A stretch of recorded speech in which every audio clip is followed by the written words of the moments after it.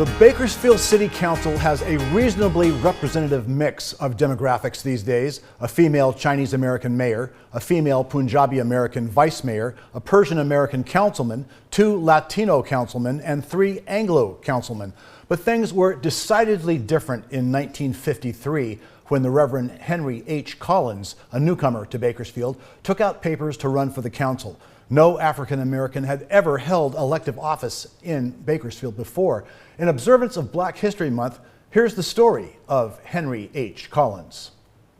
One might think the Bakersfield of 1953 was a somewhat enlightened place to have elected an African American to the city council, one of the first California cities to do such a thing.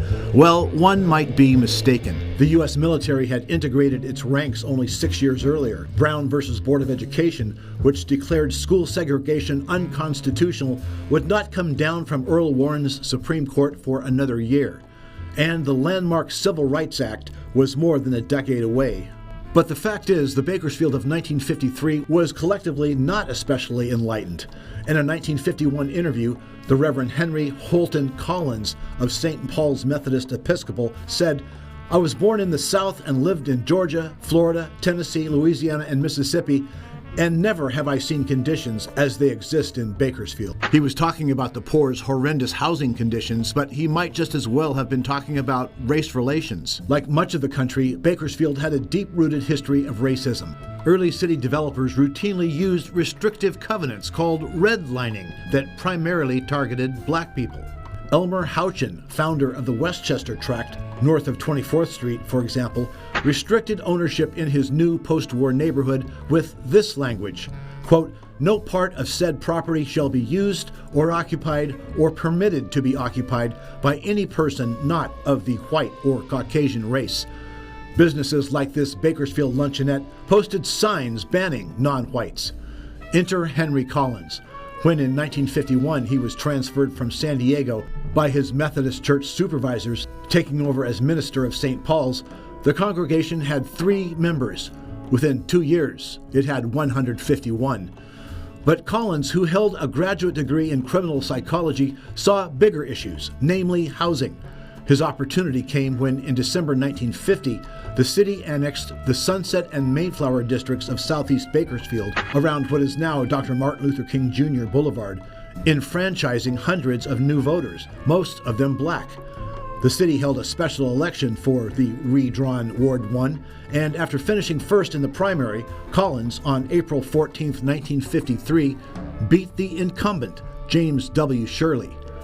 The NAACP and Jet Magazine, in error, proclaimed him the first black councilman in California, but in any case, he was a pioneer. He ran unopposed for re-election in 1957 and was joined on the council that year by the city's first female member, Catherine Balfans.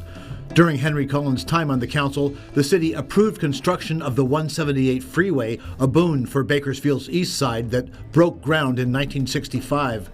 Collins was on the council for the approval and construction of Bakersfield Civic Auditorium, which became the cornerstone of today's Arena and Convention Center, and the new Beale Clock Tower, a scaled-down replica of the original destroyed in the 1952 earthquake. He was a leading voice in the development of the southeast side's most notable amenity, what is today known as MLK Park. He helped push local school districts to integrate teaching staffs. He brought the first curbs and gutters to the Lakeview, now MLK, area, and he helped develop the city's first Fair Employment Practices Ordinance, which specifically protected applicants, quote, regardless of race or color. Not everything turned to gold. Collins pushed for low-income housing in the poor, underserved Mayflower district, but neither city government nor affected residents embraced the 2 main projects. Prospective homeowners who'd been redlined out of the better neighborhoods were wary of the predatory terms practiced by many lenders, and city officials disparaged subsidized housing as communistic. Hey, it was the 1950s. Donato Cruz, an archive specialist at CSU Bakersfield who has studied redlining practices, suggested the situation played out as the worst of both warring ideologies. There was a mixed reaction, right? Especially after the 1940s, the 1950s. You get a lot of Red Scare, right? A lot of associating with like New Deal community projects with communism and socialism. So you get a lot of associations with those, right? And then also you get a lot of resistance for realtors that see public housing as a challenge to their market. Collins advocated for the Sunday closure of supermarkets, an idea that foundered, and for a ban on the sale, distribution, and furnishing of comic books containing, quote, horror, sex, depravity, crime, and lasciviousness. When a similar ban failed at the state level, Collins' local version fizzled. Hey, it was the 1950s. Collins accepted a transfer to a church in Berkeley in 1961 and resigned from the council. He died in 1972, just 66, but he left his mark on the city he called home for a decade, and that mark endures. Cruz said Collins made a difference. I think he's worth remembering, and all the things that he accomplished. I think it shows that, we can overcome challenges, we can reimagine a new system. What we see as challenges, that there's something we can overcome. Henry Collins was the first in a succession of African-American Ward 1 City Council members to follow, including Samuel Del Rucker, Vernon Strong, James Childs, and Irma Carson.